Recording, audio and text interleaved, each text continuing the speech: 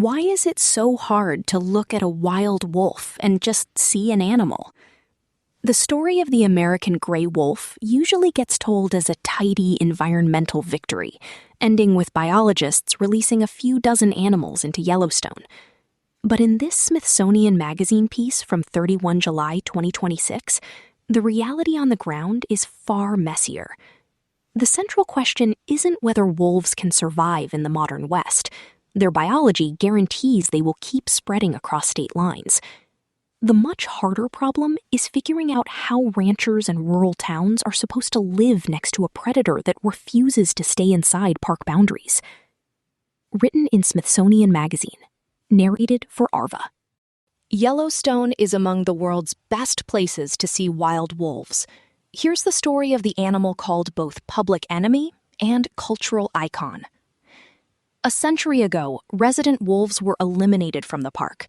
In 1995, biologists brought them back, marking a historic reintroduction of a top carnivore. Gray wolves know that the best way to survive in this world is together. They live in pack families, relying on each other to hunt hoofed mammals many times their size. A single wolf doesn't want to be alone for long. So much of how the wolf appears rhetorically in America is in this lone wolf, says writer Erica Berry, author of the 2023 book Wolfish: Wolf, Self, and the Stories We Tell About Fear. It's like the wolf howling alone at the top of the mountain. But what humans share with wolves is not this idea of our independence and solitude, but actually the ways that we collaborate, she says. Even a lone wolf comes from a pack and is looking for another pack. The wolf was once the world's most widely distributed land mammal, and it roamed North America in abundance. Environmentalist James Holt, a member of the Nez Perce tribe in Idaho, said his indigenous community has long had a deep understanding of wolves. "We've seen and experienced wolves from before the last ice age," Holt said to Boise State Public Radio's Heath Drusen last year. Holt added that the oral histories about prehistoric wolves and other animals had a huge impact on us. But like many sizable predators, wolves have been consistently persecuted by people throughout their history in the United States, and the first documented bounty was placed on them in 1630 in Massachusetts. Once settlers arrived and spread widely across the continent, they began to clash with the canids. Wolves are generally good at avoiding people. In colonial America, wolves had a ghostly presence, writes historian John T. Coleman in his 2004 book Vicious: Wolves and Men in America. Settlers heard howls, but they rarely spotted their serenaders. However, by the 19th century, when settlers moved west, their expansion decreased the numbers of the wolf's ungulate prey, and ranchers' livestock became a target for the carnivores. Humans then ramped up attempts to eliminate them through trapping, shooting, and poisoning. Those efforts, some backed by the federal government, led to the near eradication of the animal from the lower 48 states. Historical images frequently show people proudly standing alongside wolf pelts from the animals they'd killed. And yet, the story of the wolf in America did not end there. If humans had the power to essentially wipe out wolves, then they also had the ability to help bring them back.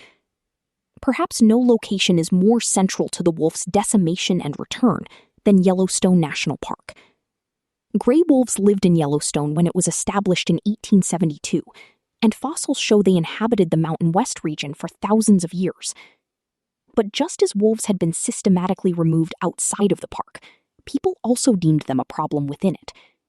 In 1915, Yellowstone superintendent wrote that growing wolf populations had become a decided menace to their prey animals, and park managers made efforts to kill them. Wolves were public enemy number one, Doug Smith, who worked as a biologist at Yellowstone for almost 30 years, said in a 2022 video. From 1914 to 1926, by the National Park Service's count, at least 136 Yellowstone wolves were killed. They became wrapped up in a targeted predator eradication program that happened on all public lands across the country, says Dan Staler, a Yellowstone senior wildlife biologist, adding that other animals, such as cougars and coyotes, were included. Park management used poison to kill the carnivores, often strychnine, an alkaloid that causes convulsions, respiratory failure, and extreme pain. They laced carcasses of livestock, elk, and bison with the toxin so that wolves would ingest it while scavenging. We're talking crates and crates of this poisoning, Staler says. Because wolves are intelligent, they could learn to evade hunters and become trap-savvy, but they couldn't avoid the poison. The park's last resident wolves were killed in 1926. Despite remnant sightings and observations of wolves in the couple of years following that, says Staler, in Yellowstone, essentially there's no longer a functional wolf population after 1926. 100 years later, thanks to a high-profile reintroduction project that began in the 1990s, Yellowstone is now the best place in the country to see wild wolves. Today, the park spans more than 2.2 million acres and 3 states, Wyoming, where about 96% of the park is located, as well as Montana and Idaho. Visitors can see lakes, rivers, hot springs, active geysers, a supervolcano, and a massive ecosystem bursting with wildlife, including bears, bald eagles, and otters. And gray wolves are now one of Yellowstone's biggest draws, with people embarking on hours-long tours just to get a glimpse of them. It is illegal for hunters to kill wolves on Yellowstone grounds. The park offers a protected environment for the carnivores, Staler says, making it a wolf fortress. One of the big motivations for recovering wolves was to bring back a top carnivore to the landscape. In the early 20th century, with the absence of apex predators, the park's ungulate population faced no natural top-down force. Elk numbers grew to high levels, putting pressure on the park's vegetation, and staff aggressively managed the herd size. Tens of thousands of elk were either culled by hunters and Yellowstone officials or moved to other parts of the country to support elk conservation. In the late 1960s, park leadership backed off this approach and decided to let nature take its course, as Staler puts it. Once again, the elk population grew rapidly. Gray wolves were listed under the Endangered Species Act of the 1970s, which set the stage for their recovery and return to the park and the Northern Rockies region. The U.S. Fish and Wildlife Service published a recovery plan for wolves in 1987. After years of obtaining public feedback and support and working out the logistics of the proposal, in 1994, Secretary of the Interior Bruce Babbitt approved gray wolf reintroduction to Yellowstone and the central Idaho wilderness. In January 1995, 14 gray wolves flown in from Western Canada were set to change the park's landscape for good. Yellowstone management held them in pens for about 10 weeks to acclimate them before releasing them into the park. After staff members cut the metal fencing keeping them in, they found freedom, pressing their paws into what would become their hallowed ground. The following year, 17 more Canadian wolves were brought in and released. By the time wolves were coming back onto the landscape, they were experiencing one of the most abundant elk populations ever recorded, Staler says, with likely more than 25,000 of the herbivores in the northern herd, which is the largest and most studied of the elk herds that occupy Yellowstone seasonally. During the first decade after reintroduction, the wolves saw rapid population growth as they hunted the immense herds. The animals typically breed at high rates, and they disperse well across the landscape, says Arthur Middleton, an ecologist and wildlife management scholar at the University of California, Berkeley. They formed packs and procreated, just as wildlife managers had hoped. Wolves are one of the most resilient species of large carnivore that we have in the world, he says, which is partly why they're here today. Over the past 3 decades, the park's biologists have gotten to see the wolves' legendary resilience up close. They live day to day, like many wild animals, Staler says. No matter the adversity, they persist. They might have an injured leg, they might have gotten kicked pretty badly from the last hunt. They're out there the next day, doing the same thing. Yellowstone provides an unprecedented opportunity to closely study a wolf population on a regular basis over time. The park likely has the largest data set on wolves in the world, Smith told Montana's KBZK News in a 2022 report. Smith was hired in 1994 to help manage the Yellowstone wolf reintroduction, a post he held until his retirement in December 2022. Staler, who joined the project alongside Smith in 1997, took over as manager in 2023. To track the wolves, in the winter, park staff members fly helicopters to find and radio collar them. The collared animals become part of Yellowstone's long-term studies of individual wolves, as well as group behavioral documentation. Stoller says the park aims to keep about 25% of the wolf population collared. Yellowstone is also exploring less invasive tracking techniques. Biologists have set out audio recorders as a first step toward developing tools that use howling and other vocalizations to count and track wolves, in combination with remote cameras. The park has had about 100 wolves in 10 packs on average over the past dozen years, Stoller says. Last year, their official population count was around 80 wolves. Despite that number being slightly lower than typical, he notes, we consider it a healthy, stable population. Genetic and behavioral studies have taught park biologists that the wolves tend to avoid breeding with close relatives.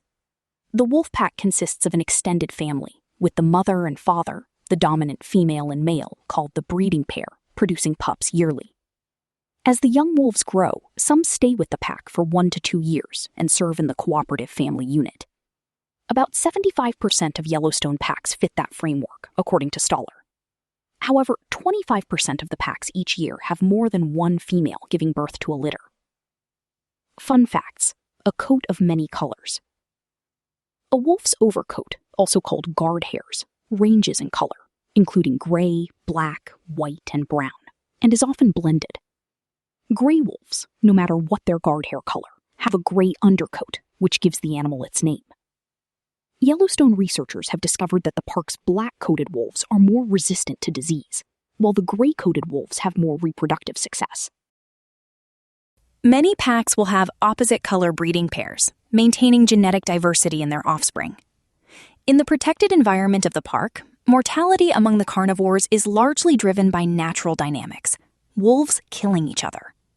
The canids are territorial and fiercely defend their land against neighboring packs to secure food and den sites to raise their offspring. Disease can cause more death. In the late 90s and early 2000s, Stoller witnessed population dips caused by disease outbreaks, specifically canine distemper, which cycles through populations of wild carnivores, not just wolves. But the packs were able to rebound. Wolves can also be killed by their large prey during a hunt, especially bison, which now have a robust population in the park due to successful conservation and management measures. We watch them test bison a lot. They're often unsuccessful, says Stoller. The bison is North America's largest land mammal, difficult and dangerous to kill. I've personally witnessed a wolf getting kicked and killed by a bison during a hunt. We have to remember these animals literally have their face, their mouths, to run up to something 5 times their size and grab onto it and kill it. Because of this, wolves typically scavenge the bovine carcasses or target weak and small members of the herd. Yellowstone research helps dispel the myth of wolves as a predator that can kill anything at will, the biologist says. Wolves need vulnerable prey to be successful, he explains. They cannot kill any elk they want. They cannot kill any bison they want. When wolves attack adult elk, they're successful only around 10 to 15% of the time, he adds. Wolves must exert a tremendous amount of energy and effort to feed themselves regularly. Larger packs are often the most successful because they can more effectively hunt big prey, and they have additional helpers to raise pups. Older and more experienced wolves contribute most to the success of the group, from hunting to defending territory. We've learned these really neat details about wolf social life because of our ability to watch this population so closely, Stoller says. Reintroducing an apex predator can send effects trickling down the food chain, which ecologists call a trophic cascade. But exactly how much of a role the reintroduced wolves have played in Yellowstone's ecosystem has long been the subject of scientific study and debate. The idea behind bringing wolves back was that they would eat large herbivores like elk, which would tamp down their populations. And by their mere presence, the wolves might scare elk, researchers thought, changing their behaviors.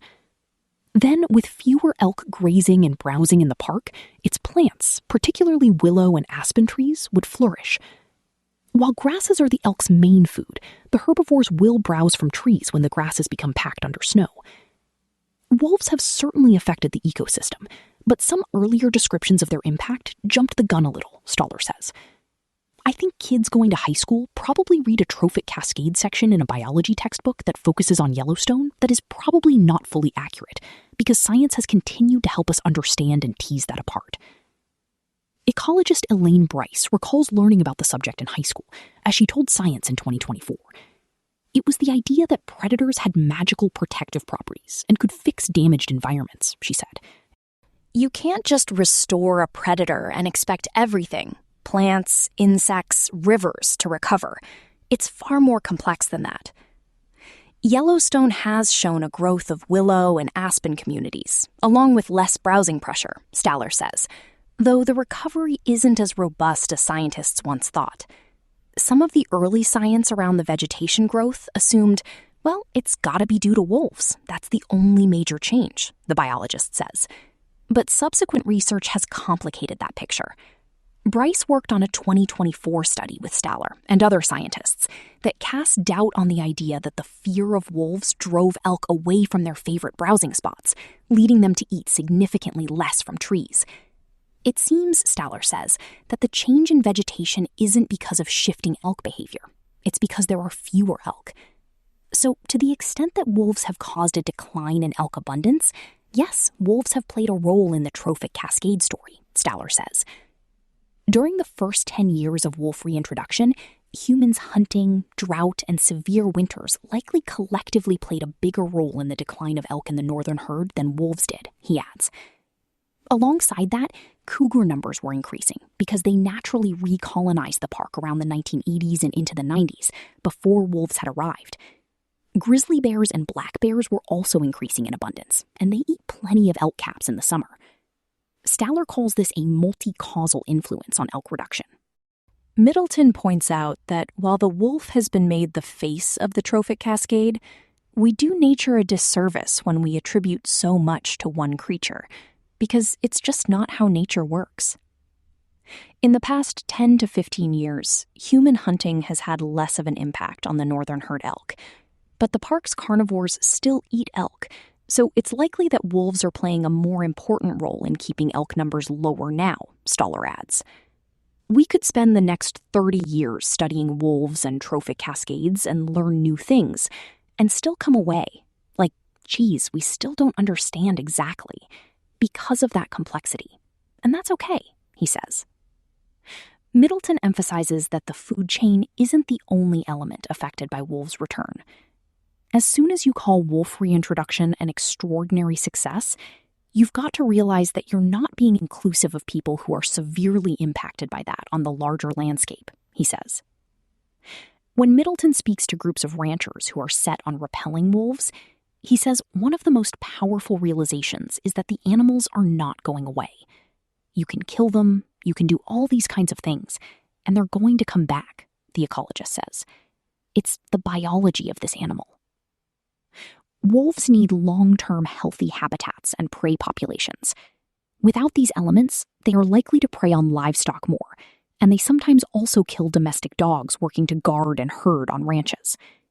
You can scare wolves away as much as you want, but they're just going to try harder to thwart your deterrence, Middleton says.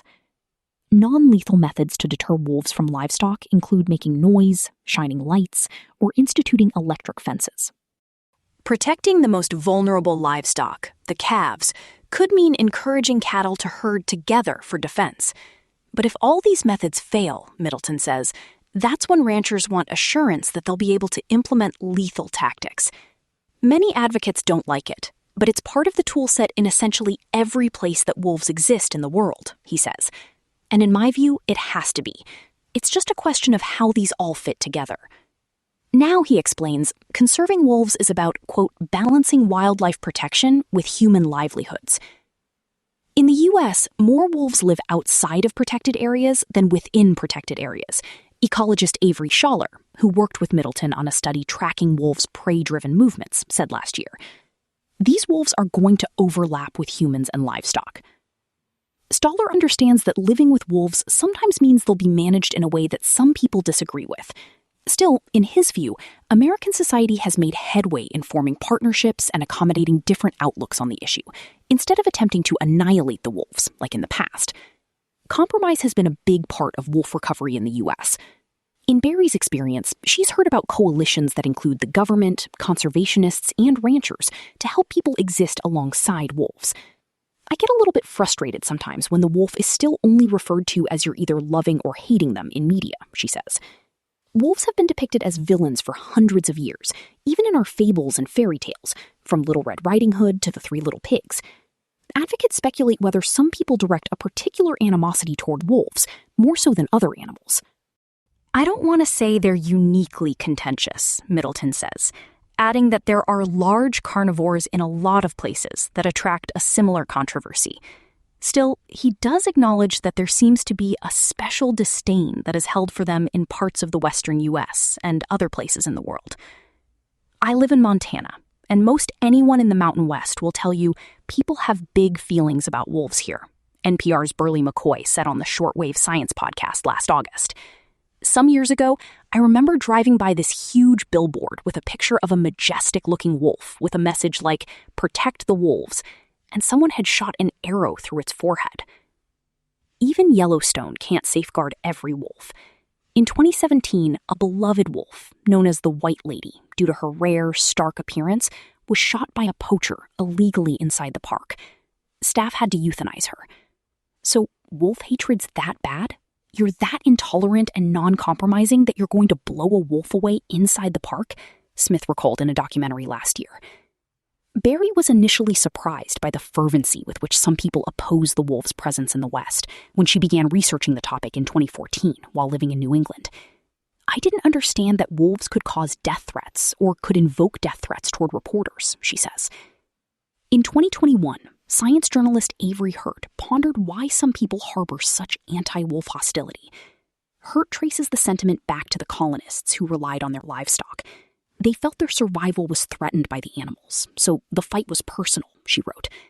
Some still feel like that.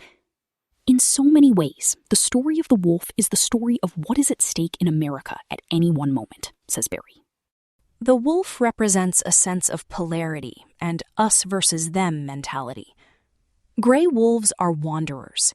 As the biggest wild canids on the planet, with long legs that help them traverse great distances, they were made to be on the move. Some descendants of those reintroduced in Yellowstone and Idaho moved beyond their initial areas, stepping out into lands long bereft of wolves. Middleton notes that since the 1990s, wolves have gone from being scarce in the lower 48 to numbering in the thousands across several western and midwestern states. One wolf crossed the Snake River from Idaho into Oregon in 1999, becoming the first in the state in about 5 decades.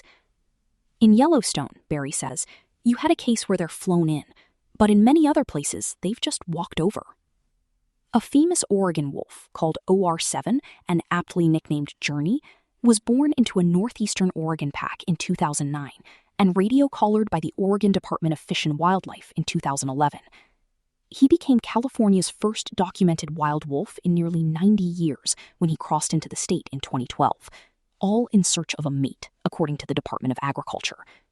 The wolf had roved about 1,200 miles. In California, his average daily movement was approximately 15 air miles, reported the state's Department of Fish and Wildlife. Since animals do not typically walk in straight lines, the actual distance traveled was likely much larger. In February, a wolf that had roamed for hundreds of miles was spotted in Los Angeles County for the first time in around a century. It's a milestone, Axel Honeycutt, lead wolf biologist with the California Department of Fish and Wildlife, told the New York Times. Wolves obviously have returned to California, Honeycutt said. As of yesterday, they've returned to the most populous county in the U.S. as well. The canids move with their prey, too. In the greater Yellowstone ecosystem, they might follow elk herds, which make big seasonal migrations to higher ground in spring. Part of Middleton's current work is trying to understand how to better safeguard those migrations, and in turn, sustain the wolves. As wolves trek around the West and find ways to survive, the pack animals will keep seeking each other.